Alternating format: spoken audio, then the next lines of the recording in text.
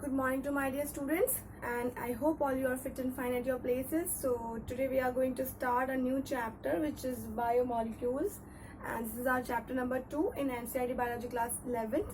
So students, what is biomolecules? Biomolecules क्या होते हैं? So all the carbon compounds that we get from living tissues, जितने भी हमारे कार्बन कंपाउंड्स होते हैं, अगर हम इसका डेफिनेशन देखें, so all the carbon compounds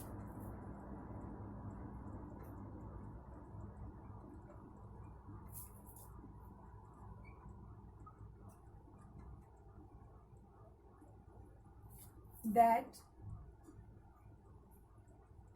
we get from living tissues,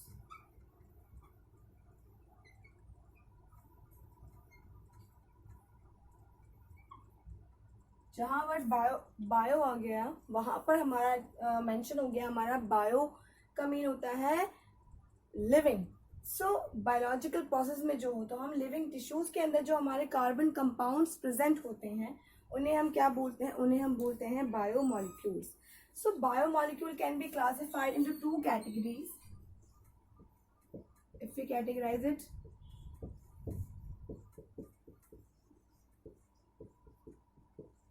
so we can classify it into two categories: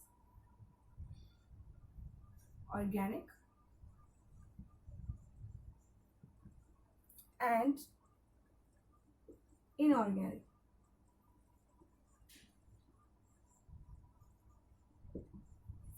okay, हम ये दो कैटेगरीज में डिफाइन कर सकते हैं, ऑर्गेनिक में एंड इनऑर्गेनिक में.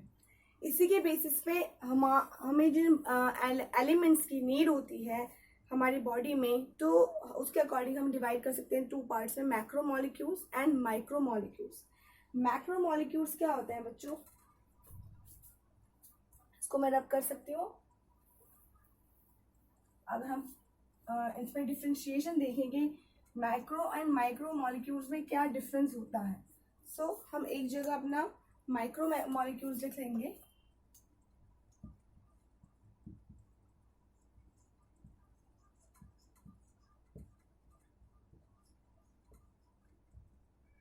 Micro and macro.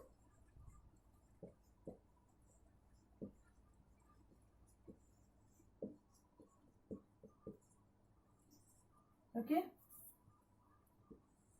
नाम से ही पता चल रहा है माइक्रो. माइक्रो मीन्स क्या होगा? Smaller. It is present in smaller in size. मतलब इतने कैसे होंगे? हमारे स्मॉलर होंगे हमारे साइज में. तो फर्स्ट पॉइंट हमारा क्या बनता है?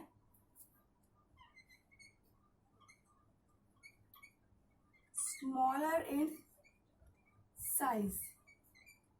कैसे होंगे? साइज में हमारे स्मॉलर होंगे, एसिड सॉल्युबल होंगे, हमारे एसिड सॉल्युबल होंगे हमारे. नेक्स्ट अगर हम मैक्रो को देखेंगे तो हमारे ये कैसे होते हैं? Larger in size.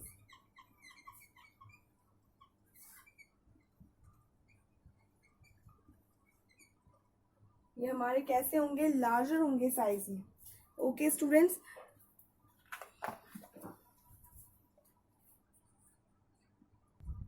ये साइज में कैसे होंगे? लार्जर होंगे हमारे साइज में, और ये एसिड इनसॉल्युबल होंगे. Acid insoluble. अगर हम मॉलिक्यूलर वेट की बात करेंगे, माइक्रो मॉलिक्यूल्स में हमारा साइज कैसा है? स्मॉलर साइज है, मतलब ये स्मॉल साइज में प्रेजेंट है हमारे. तो इनका मॉलिक्यूलर वेट कितना हो सकता है? इनका मॉलिक्यूलर वेट हमारा लो होगा. So they contain low molecular weight.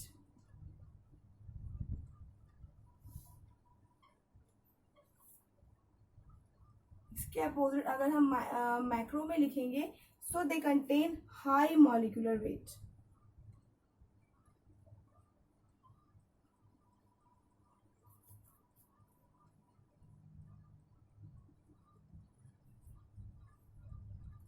Okay ये हमारा लो मॉलिक्यूलर वेट कंटेन करेंगे और ये हमारा हाई मॉलिक्यूलर वेट कंटेन करेंगे। As an mention in the size, smaller size है हमारा, तो इनका जो स्ट्रक्चर होगा वो सिंपल स्ट्रक्चर होगा हमारा। हम कह सकते हैं सिंपल स्ट्रक्चर फ्रॉम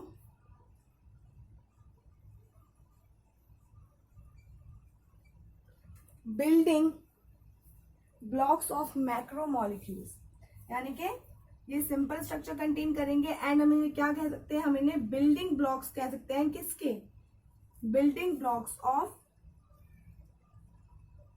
मैक्रोमोलिक्यूल्स। जो मैक्रोमोलिक्यूल्स का फॉर्मेशन होगा वो हमारे बहुत सारे माइक्रोमोलिक्यूल्स से मिलकर के बनेंगे हमारे। So we can say that macromolecules are formed by the बहुत सारे हमारे माइक्रोमोलिक्यूल्स से। ठीक है, अगर हम देखें तो इनका स्ट्रक्चर कैसा होगा, they have a complex structure.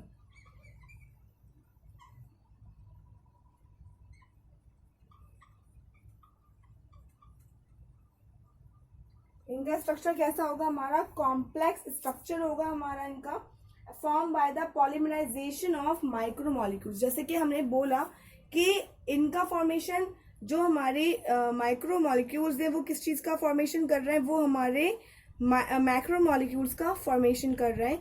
तो हम कह सकते हैं अपने मैक्रोमोलिक्यूल्स के से मॉलिक्यूल्स को कि that it form by the polymerization of, एक कॉम्प्लेक्स स्ट्रक्चर होगा एंड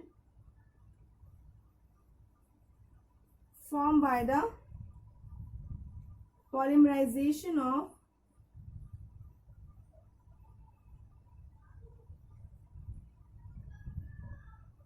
माइक्रोमोलिक्यूल्स। बहुत सारे माइक्रोमोलिक्यूल्स आपस में जुड़ करके हमारा स्ट्रक्चर बना लेंगे। हमारा किस चीज का, हमारा मैक्रोमोलिक्यूल्स का। ठीक है, सो ये कुछ पॉइंट्स थे हमारे माइक्रो एंड माइक्रोमोलिक्यूल्स के के कंपैरिजन में। एक और पॉइंट है, इसको मैं यहां लिख रही हूं,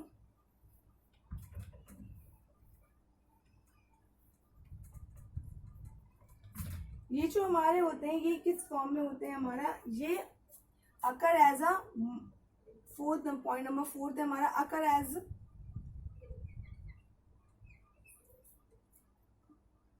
मॉलिक्यूलर सॉल्यूशन।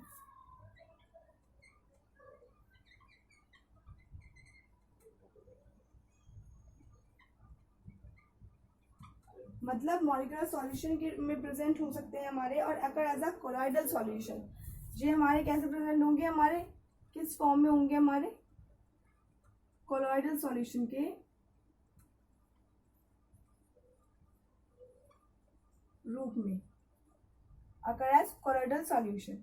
अगर हम इसके एग्जांपल्स देखें माइक्रो के, तो माइक्रो मॉलिक्यूल्स में हमारे किसके एग्जांपल हम देख सकते हैं, कौन से हमारे एग्जांपल होते हैं वो हम देखेंगे। So for example in micro molecules, not working, just wait a minute students. हमारे जो माइक्रो मॉलिक्यूल्स होते हैं उनके अगर हम एग्जाम्पल्स देखें, so we have example, minerals हो गए हमारे, गैसेस हो गए हमारे, शुगर्स हो गए, अमाइनो एसिड्स हो गए। ठीक है, अगर हम एग्जाम्पल देखें, so first we have minerals, sugars, amino acids and minerals, sugars, amino acids and gases। आपको बहुत अच्छे से पता है कि हमारे जब हम प्रोटीन फॉर्मेशन पढ़ते हैं तो प्रोटीन फॉर्मेशन में हमारा जो अमाइनो एसिड्स होते हैं वो बिल्डिंग ब्लॉक्स का काम करते हैं। इसी तरीके से जो हमारी शुगर्स होती हैं, सिंपल शुगर्स आपस में मिलकर के हमारे कॉम्प्लेक्स शुगर्स का फॉर्मेशन करती हैं। हमारे गैसेस हो गए, ठीक है, उनके अंदर भी बहुत पार्टिकल क्या होते हैं हमारे, as a small particle present होते हैं जिनका लो मॉलिक्यूलर वेट बहुत ज़्यादा लो होता है। इसी तरीके से अगर हम इसके एग्जांपल्स देखें मैक्रो मॉलिक्यूल्स के, तो मैक्रो मॉलिक्यूल्स का सबसे पहला एग्जांपल तो हमारा प्रोटीन ही आ जाएगा। प्रोटीन हो गया हमारा, न्यूक्लिक एसिड्स हो गया हमारा, एंड पॉलीसेक्राइड्स हो गया। पॉलीसेक्राइड्स हमारे सिंपल शुगर मिलकर के बहुत सारा मतलब पॉलीमराइजेशन कर करके हमारा पॉलीसेक्राइड्स का फॉर्मेशन कर रहे हैं. So proteins and polysaccharides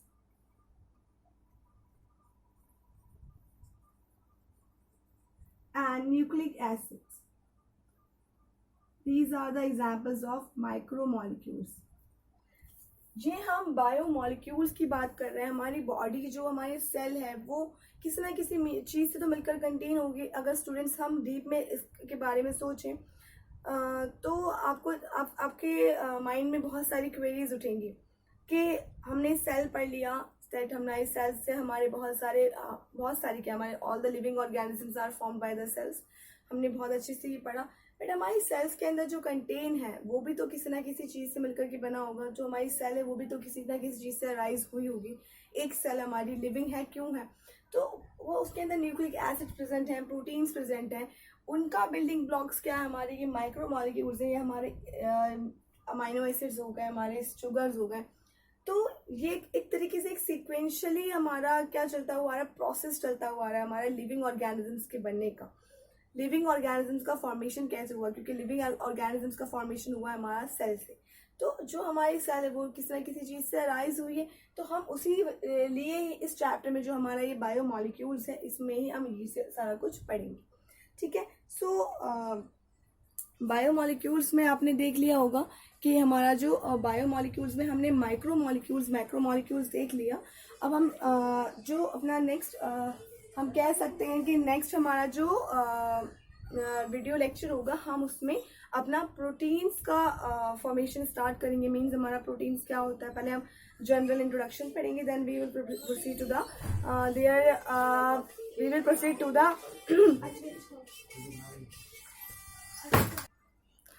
then we will proceed to the अपना नेक्स्ट टॉपिक हमारा जो हम उसको इलेबरेट फॉर्म में पढ़ेंगे. जनरल इंट्रोडक्शन के बाद प्रोटीन्स के हम जो हमारे डिफरेंट टाइप अमाइनो एसिड्स होते हैं उन्हें देखेंगे, उनके स्ट्रक्चर्स देखेंगे. So till then just watch the video lectures and if you have any query any doubt you can ask me. Students just अपने स्टडीज़ में लग जाइए. अब बहुत कम टाइम है आपके एग्जाम्स में. And if you are preparing for the entrance exam so you can just don't waste your time and just do it for yourself. Okay, all the best and God bless you. Thank you so much.